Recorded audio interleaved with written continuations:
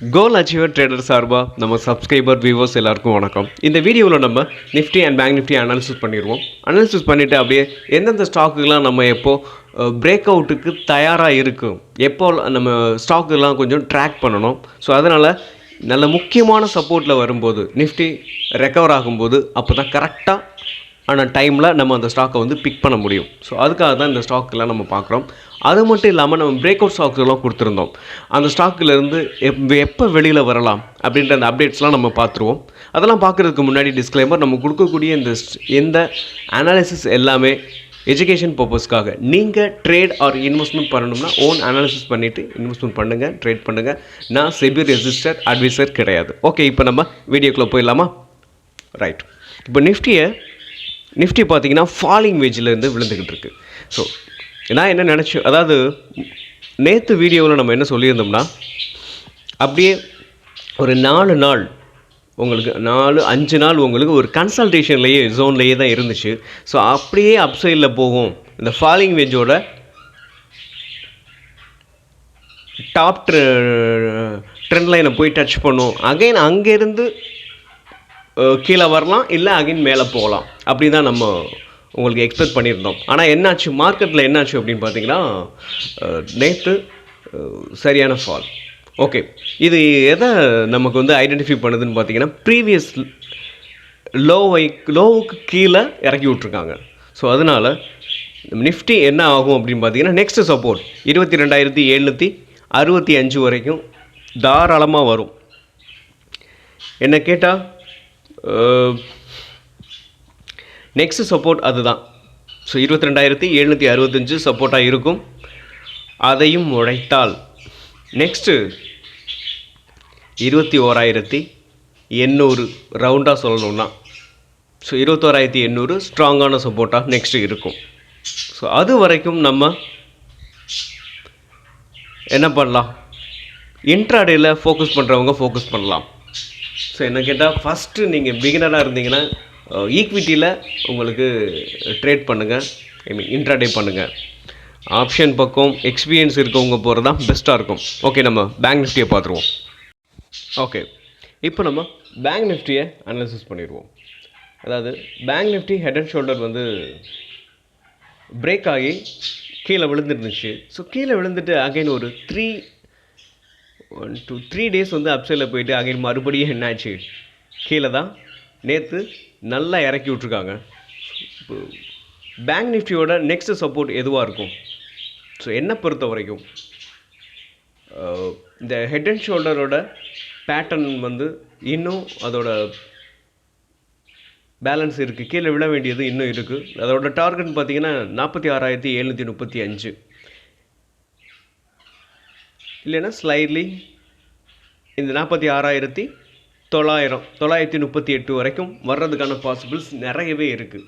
So என்னை பொறுத்தளவு நிஃப்டியும் கீழே விழுந்திருக்கு. ஸோ பேங்க் நிஃப்டியும் கீழே விழுகுது. ஸோ இந்த ஹெட் அண்ட் ஷோல்டரோட டார்கெட்னு பார்த்தீங்கன்னா 46,938 வரைக்கும் வர்றதுக்கான possibles very very high. Okay, நம்ம இப்போ ஸ்டாக்கை பார்த்துருவோம். நம்ம பார்க்க போகிற ஃபஸ்ட்டு ஸ்டாக் கல்யாண் ஜுவல்லர்ஸ். இந்த கல்யாண் ஜுவல்லர்ஸ் நம்ம நேற்று கொடுத்துருந்தோம். நேற்று காலையில் நம்ம வீடியோவில் அப்டேட் பண்ணியிருந்தோம். இது அதாவது நான் என்ன சொல்லியிருந்தேன்னா,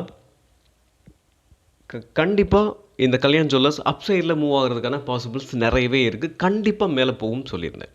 ஸோ இப்போ என்ன ஆயிடுச்சுன்னா, இன்றைக்கி மட்டும், அதாவது நேற்று மட்டும் ஒரு 8% அப்சைடில் டவுன் சைடில் விழுந்திருக்கு. ஸோ இப்போ என்னாச்சு அப்படின்னா, இன்னமும் இந்த ஸ்டாக் வந்து இந்த சப்போர்ட்டில் தான் இருக்குது. ஸோ இப்போவும் நான் சொல்கிறேன், இந்த ஸ்டாக் வந்து அப்சைடில் போகிறதுக்கான பாசிபிள்ஸ் நிறையவே இருக்குது. ஒரு மீனிங்ஃபுல்லான கரெக்ஷன், அது மட்டும் இல்லாமல் இதோட ப்ரைமரி ட்ரெண்டில் சப்போர்ட் எடுக்கிறதுக்கான பாசிபிள்ஸ் இருக்குது. ஒரு வேளை நீங்கள் யாராவது இந்த ஸ்டாக்கை பை பண்ணியிருந்தீங்க அப்படின்னா, இந்த ட்ரெண்ட் லைனுக்கு கீழே ட்ரேடாக ஆணுச்சு அப்படின்னா நீங்கள் எஸ்எல்ல கொடுத்துட்டு வெளியில் வரணும். ஆனாலும் நான் இன்னும் இந்த ஸ்டாக் மேலே போகும்னு கான்ஃபிடெண்ட்டாக இருக்கேன். ஓகே, நம்ம பார்க்க போகிற நெக்ஸ்ட் ஸ்டாக் ஜூப்ளின் ஃபார்மாவும் நான் நேற்று வீடியோவில் சொல்லியிருந்தேன். இதுவும் அப்சைடில் ஸ்ட்ராங்காக சொல்லியிருந்திருப்பேன், அப்சைடில் போகிறதுக்கான பாசிபிள்ஸ் நிறையவே இருக்குதுன்னு நான் இப்போவும் சொல்கிறேன். இந்த ட்ரெண்ட் லைனுக்கு கீழே டெய்லியில் ஸ்ட்ராங்கான புல்லிஷ் கேண்டில் வந்துச்சுன்னா மட்டும்தான் இந்த ஸ்டாக் வந்து இதை விட்டு கீழே வரும். அது வரைக்கும் இந்த ஸ்டாக்குக்கு இன்னும் பொட்டென்ஷியல் மூவ் இருக்குது. அப்சைடில் போகிறதுக்கான பாசிபிள்ஸ் இன்னுமே இருக்குது. ஸோ நீங்கள் வாங்கியிருந்தீங்க, ஒரு வேளை நீங்களாக வாங்கியிருந்தாலும் சரி, இல்லை நம்ம சேனலில் சொல்லி வாங்கியிருந்தாலும் சரி, இந்த ட்ரெண்ட் லைனுக்கு கீழே பேரிஷ் கேண்டில் க்ளோஸ் வந்ததுக்கப்புறம் தான் நீங்கள் இதில் இருந்து வெளியில் வர்றது ஸோ கரெக்ட் டிசிஷனாக இருக்கும். ஸோ இப்போவும் இந்த ஸ்டாக் அப்சைடில் போகிறதுக்கான பாசிபிள்ஸ் இருக்குது. நம்ம அது வரைக்கும் வெயிட் பண்ணலாம். நெக்ஸ்ட்டு நம்ம பார்க்க போகிற ஸ்டாக் லக்ஸ் இண்டஸ்ட்ரீஸ். இந்த லக்ஸ் இண்டஸ்ட்ரீஸ் வந்து நம்ம ஆல்ரெடி நம்ம வீடியோவில் நம்ம சேனலில் நிறைய டைம் கொடுத்துருக்கோம். ஸோ நிறைய டைம் கொடுத்துருந்து பல டைம் டார்கெட் அச்சீவ் பண்ணியிருக்கு. ஸோ இப்போவும் நம்ம இதுக்கு முன்னாடி கொடுத்துருந்தோம். இந்த ட்ரெண்ட் லைனை டச் பண்ணும் பொழுதே அந்த பேரிஷ் கேண்டில் பிரிண்ட் ஆகும்போதே நம்ம கொடுத்துருந்தோம் இங்கேருந்து பவுன்ஸ் பேக் ஆகணும். அதே மாதிரி ஆணுச்சு. பட் இப்போ என்னாச்சுன்னா நிஃப்டி டவுன் ஆகவும், அதாவது மார்க்கெட் வந்து டைனமிக்காக தான் இருக்கும், ரேண்டமாக தான் உங்களுக்கு மூவ் ஆகும். ஸோ நம்ம அதோட போக்கு, அதாவது நிஃப்டி எப்படி ட்ராவல் ஆகுதோ அதுக்கு தகுந்த மாதிரி தான் ஸ்டாக்கெல்லாம் ட்ராவல் ஆகும். ஸோ அதை நம்ம கேப்சர் பண்ணணும். ஸோ அந்த மாதிரி நம்ம ட்ரேட் பண்ணால் தான் நம்மளால் ஷேர் மார்க்கெட்டில் வந்து ப்ராஃபிட் பண்ண முடியும். ஓகே, இப்போ என்னாச்சு அப்படின்னு பார்த்தீங்கன்னா, நீங்கள் இந்த ட்ரெண்ட் லைன் எஸ்எல் வந்து இந்த ட்ரெண்ட் லைனுக்கு கீழே வச்சுருப்பீங்க.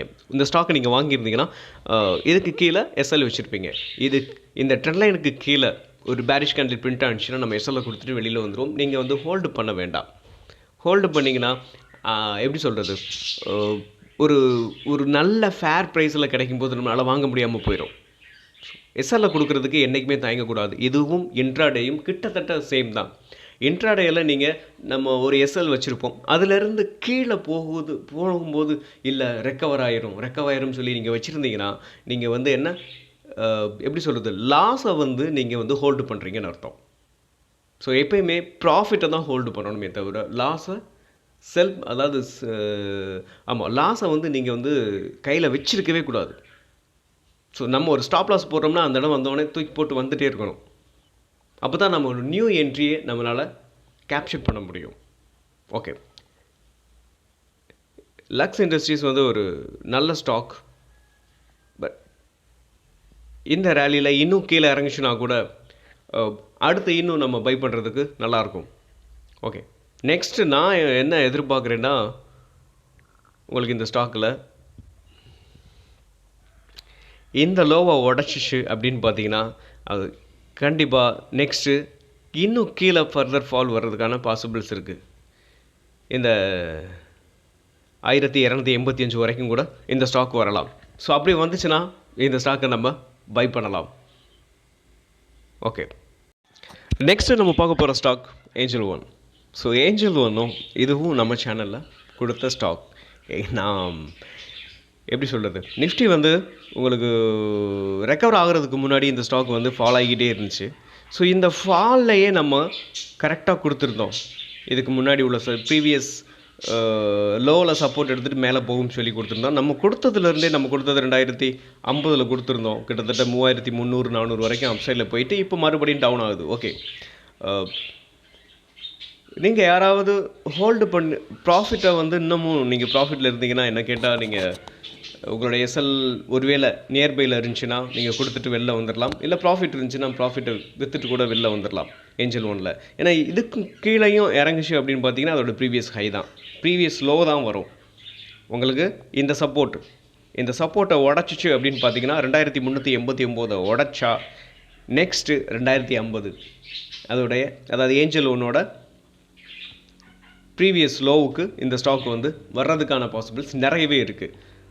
ஓகே, இந்த ஸ்டாக்கும் நம்ம இந்த 2050 வரும்போது நம்ம அகைன் மறுபடியும் நியூ பையாக எடுத்துக்கலாம். நெக்ஸ்ட் நம்ம பார்க்க போகிற ஸ்டாக் பஜாஜ் ஹெல்த் கேர். நம்ம பஜாஜ் ஹெல்த் கேர் நம்ம ஆல்ரெடி கொடுத்துருந்த ஸ்டாக் தான். ஸோ வாங்கியிருந்தவங்க கையில் வச்சுருந்தீங்க அப்படின்னா ப்ராஃபிட் புக் பண்ணியிருக்கேன். ஏன் அப்படின்னா உங்களுக்கு மறுபடியும் இந்த ஸ்டாக் வந்து இந்த கன்சல்டேஷன் ஜோனில் இருக்குது பார்த்தீங்களா, இந்த சேனல் வந்து என்னன்னு சொல்கிறேன் உங்களுக்கு காட்டுறேன்.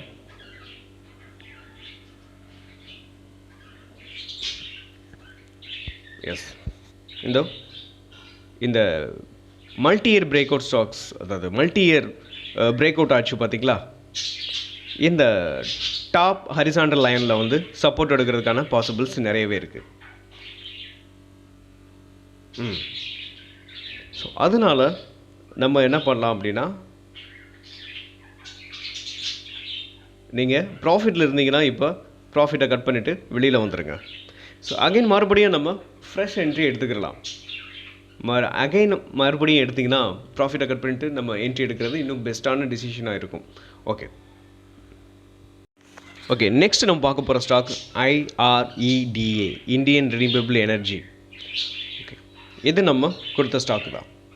அதாவது இந்த ஸ்டாக் வந்து இந்த ரேஞ்ச் பவுண்டுக்குள்ளே தான் இருக்குது. ஸோ இன்னும் இந்த சப்போர்ட்டை உடைக்கலை.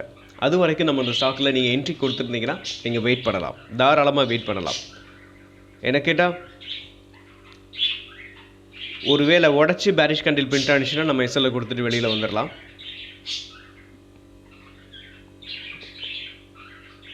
ஒருவேளை நீங்கள் இந்த ஸ்டாக்கை வந்து ஒரு லாங் டேர்முக்கு வச்சுருக்கீங்க அப்படின்னாலும் கூட பிரச்சனை இல்லை, நம்ம வச்சுக்கலாம். கொஞ்சம் கொஞ்சமாக இறங்க அக்குமுலேட் பண்ணிக்கலாம். இதுக்கு மேலேயும் இந்த ஸ்டாக் இறங்குச்சு அப்படின்னா இறங்குறதுன்றது ரொம்ப கம்மி தான். இதுக்கான சான்சஸ் ரொம்ப லோவாக தான் இருக்குது. ஓகே, நம்ம அதை வந்து இறங்குச்சு அப்படின்னா நம்ம அதுக்கப்புறம் இந்த ஸ்டாக் பற்றி நம்ம அப்டேட் பண்ணுவோம். ஓகே.